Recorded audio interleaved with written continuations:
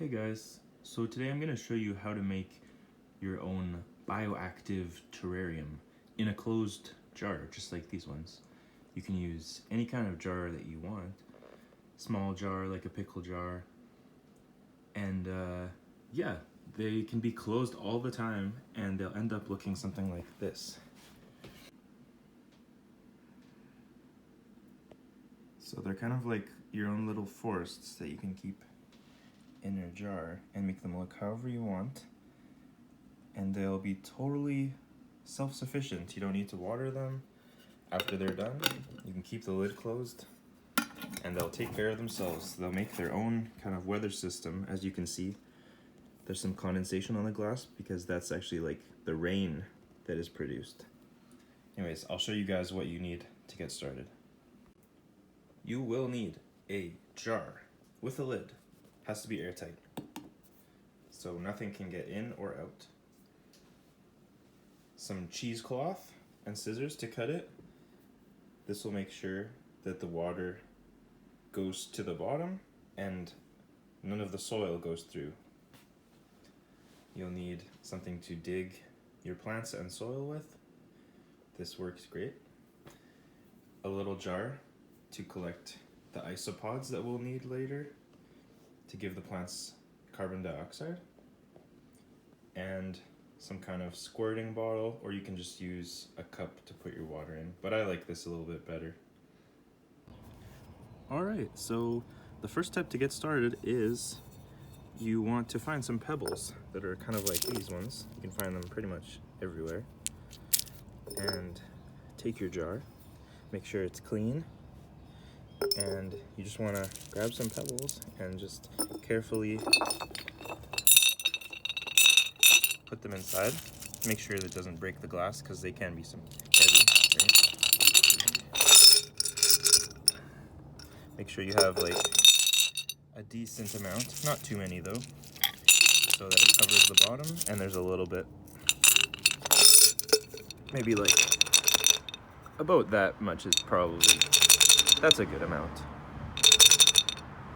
Okay, so the next step after that is you want to take your cheesecloth, which is going to be the drainage layer. It's not actually cheese. And then put it over top of the rocks. It's kind of tricky, but you got to place it so that it's going to be laying on top of the rocks. And there we go, just like that. This part's a bit easier with a bigger jar, but just fiddle around with it and you'll get it. So why we put the cheesecloth here is because this is going to be called a false bottom and your drainage layer. So when the soil sits on top of the cheesecloth, it's not going to go through, but the water will. So you don't want the soil sitting in the bottom with the water because it could get moldy and that could hurt your plants. Okay, so the next step is to find some soil. The best kind of soil is at the bottom of a tree where you would find the plants that you're going to use, because that soil has a lot of dead material in it, which makes it a lot better for growing plants. But this kind of soil is okay too. This is just some soil from Canadian Tire where you get your potting soil. So just take some and put it in there on top of the cheesecloth. And this soil should only fill up 1/5 of your jar. So I think that's about 1/5. And see, the cheesecloth is blocking most of the soil from going down. Some of it got through, but that's okay. You don't want to have too much soil because then you won't have room for your plants to grow. So that's pretty good. Okay, so this next step is getting to the fun part where you can find some cool plants that you want to put in your terrarium. I found this guy. I think it's a weed. That's okay though. As long as it is a plant, it'll create the oxygen that we need.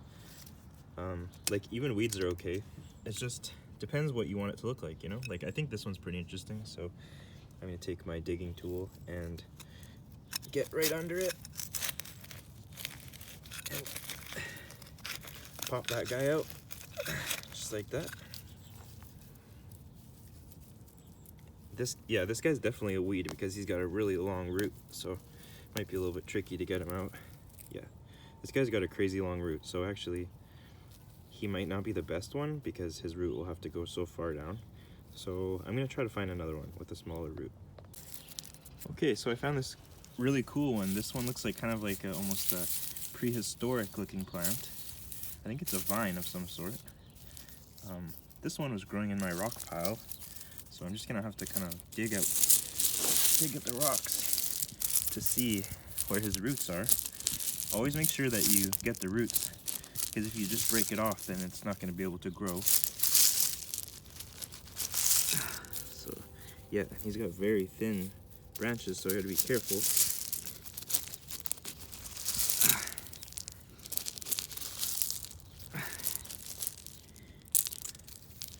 Where are you? Okay, there we are. See his roots there? He's holding on to these rocks. So he's gonna be a lot happier in the terrarium where there's lots more dirt.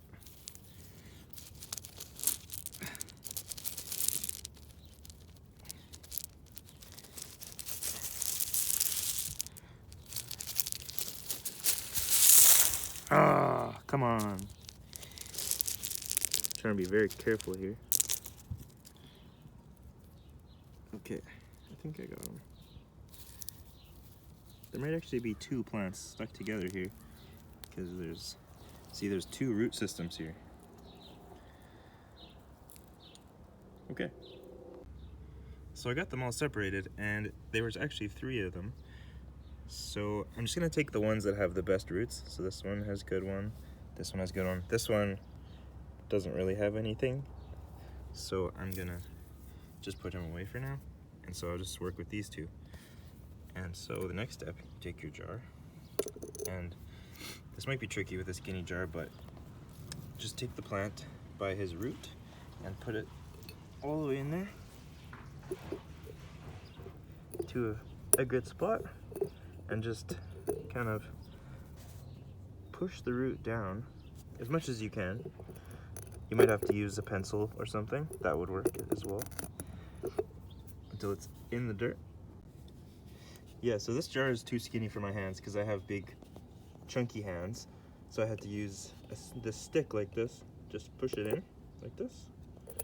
It's okay if the roots get a little bit squished, and then kind of just cover it up with dirt, pack them in so it'll stay there.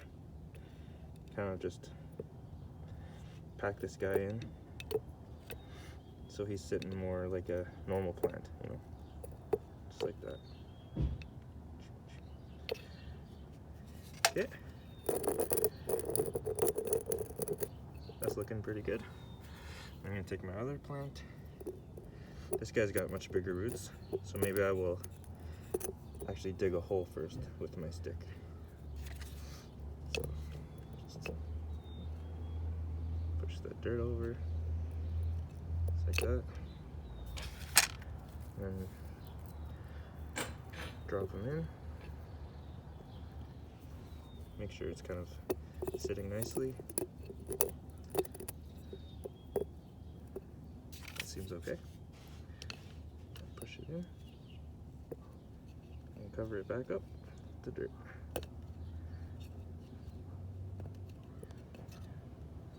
And I'm just gonna kind of arrange these plants so they look a little bit better.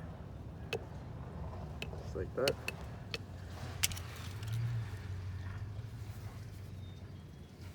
Pretty good.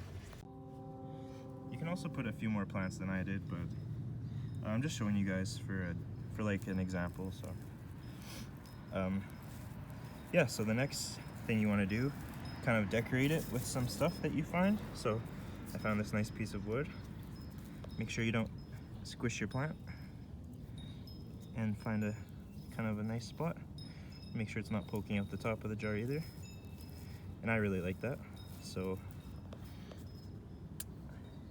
yeah, I'm gonna just leave it like that. Okay, so this next step is pretty important. So we're gonna need to water our tiny plant. Yeah, so make sure you don't put too much water. I'd say about 6 squirts per plant that you have. So I have two in there, so I'm gonna put 12 squirts of my little spray bottle. 1, 2, 3, 4, 5, 6. 1, 2, 3, 4, 5, 6. I kind of like aim them around so they get on all the plants. You know, that might be not enough. It kind of depends how big your jar is too, so I'm gonna put a little bit more. 1, 2, 3.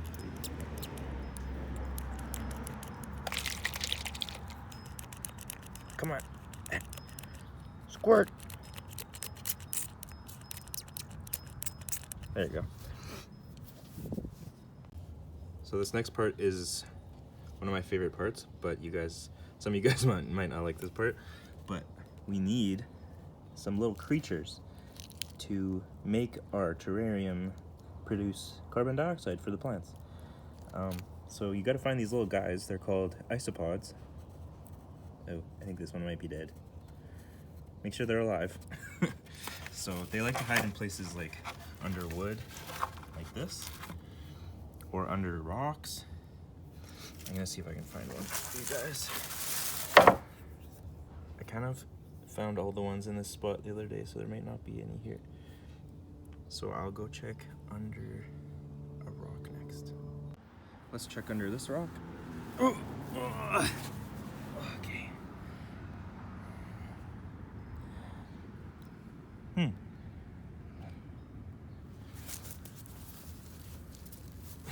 Might take some time to find them. Okay, I think I found one. So you gotta be pretty sneaky to catch these guys. So I kind of corral them with my spade. You can kind of push them with your finger if you don't like touching them. Get Mrs. O'Neill to help you. She loves them. So you can push them and they'll kind of start moving. I think this guy's sleeping. So. Hope he's not dead. No, I don't think he's dead. Get him moving. He doesn't want to move. What a lazy guy. Okay, there we go.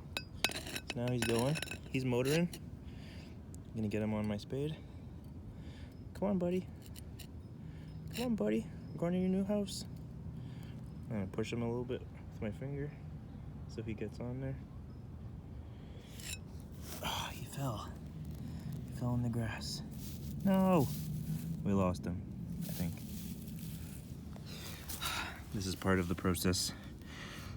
These guys are they're pretty hard to grab because they're so round, right? We'll find the perfect one, I believe. Ugh. Here's some centipedes I found. These ones, you can also put these in, but they won't do so well because they don't really eat plants.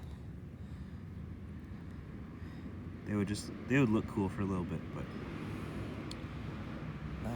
all right, let's put the rock back. Oh, I wish we got that guy. He was like the perfect example. Let's keep looking.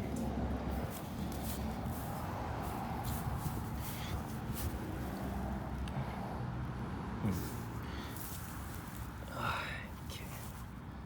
All right, here's a good one. It's a big boy and his little nephew.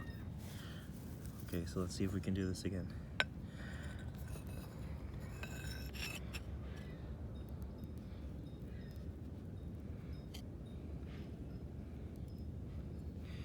This guy is either dead or sleeping. I think he's just sleeping.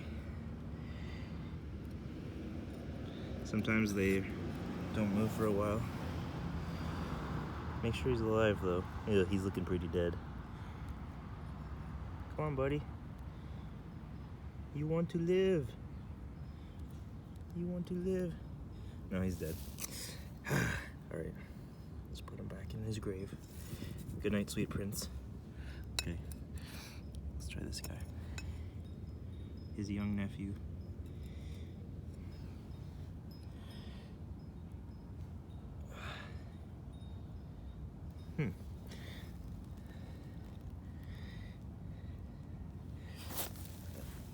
what is happening here? That one's dead too. Okay, how about this guy? Let's test him. This guy's definitely alive. He's moving. Okay, so now the battle begins. All right. Sorry if I'm not a good cameraman. One sec. I'm gonna try to get him onto my shovel here.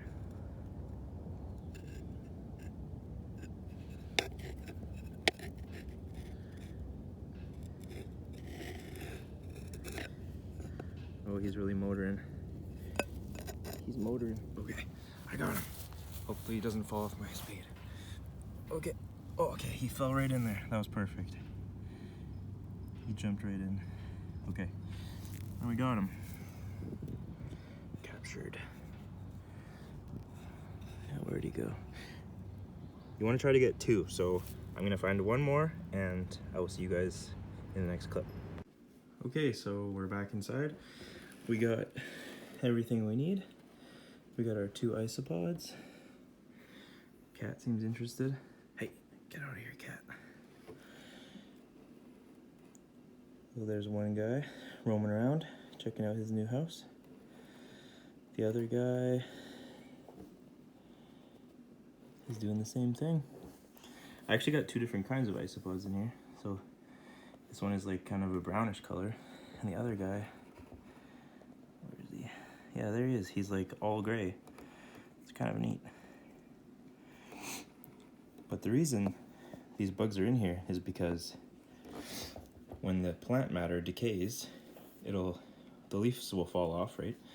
And they could rot and lay in the mud, and that will make mold, right? And bacteria, which is bad. So before that happens, these little isopods, they love those decaying matter, so they'll eat it up before it can mold. And also, the bugs will make carbon dioxide, which is what plants need to survive. So it's like a cycle. And in turn, the plants will take in the carbon dioxide and they'll make oxygen for the bugs, which lets them keep living. And at the same time, this produces water vapor that goes on the glass, which can go back in and feed the plant with more water. I just want to make sure that there's enough water, so I'm going to put a little bit more just before I close the lid up. Just spray it on the wood so it like drips down. And once you seal it up, you can leave it on like forever, because it will be a self-sustaining ecosystem, bioactive. There we go. Obviously it'll be nicer if you clean up your glass a little bit more, but that'll be a nice little mini forest that you can have. If you notice that the leaves get a little bit crispy or it's drying out, that just means you need to add some more water. So you probably won't need to add it for like every month though, but yeah, there you go.